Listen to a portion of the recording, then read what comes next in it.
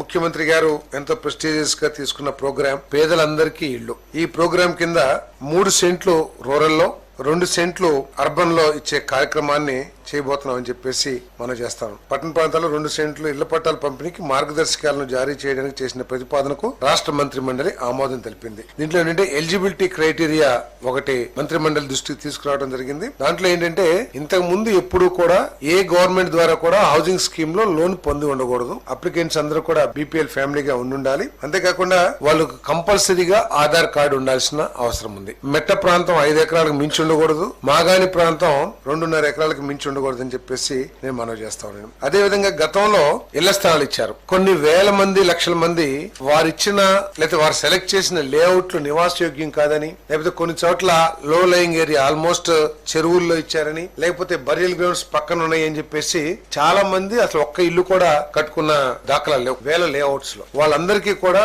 ఇంత ముందు ఇచ్చిన ఎలకేషన్ రద్దు చేసి వారికి మళ్ళీ తిరిగి అర్బన్ లో అయితే 2 సెంట్లు, రూరల్ అయితే 3 సెంట్లు. ఎందుకంటే కొంతమందికి నివాసం చోటున్నారు, ఎక్కడో 30-40 కిలోమీటర్ల దూరంలో ఇచ్చారు. సో అటువంటి వాళ్ళందరూ కూడా అక్కడికి వెళ్లి మేము ఇల్లు కట్టుకోలేమని ఏదైతే చెప్పారో అటువంటి వాళ్ళందరికీ కూడా 2 సెంట్లు అర్బన్, 3 సెంట్లు రూరల్ లో ఇవ్వబడుతుందని చెప్పేసి మనం చేస్తాం. అదే విధంగా కొన్ని లేఅవుట్స్ లో ఇల్లు చాలా మంది కట్టారు, కానీ ర్యాండమ్ గా అక్కడక్కడ కొంతమంది ఇల్లు కట్ల, అవన్నీ ఖాళీగా ఉండిపోయినాయి. వాటి మూలంగా దోమలు కానివ్వండి, లేకపోతే డ్రైనేజ్ వాటర్ కానివ్వండి, అవన్నీ నిలబడటం, పక్క ఇళ్ల వాళ్ళకి ఇబ్బందికరంగా ఉండటం, ఆ ల్యాండ్ ఓనర్స్ కి ఏమో ఇంట్రెస్ట్ లేకపోవడం అక్కడ కట్టడానికి రకరకాల కారణాల మూలంగా అవన్నీ ఉన్నాయి. కాబట్టి ఆ అలాట్మెంట్ క్యాన్సిల్ చేసి మళ్ళీ ఎవరైతే ఇల్లు కట్టుకోవడానికి సుముఖంగా ఉన్నారో వాళ్ళకి తిరిగి అలాట్ చేయబడుతుందని చెప్పేసి కూడా నేను ఈ సందర్భంగా తెలియజేస్తా ఉన్నాను.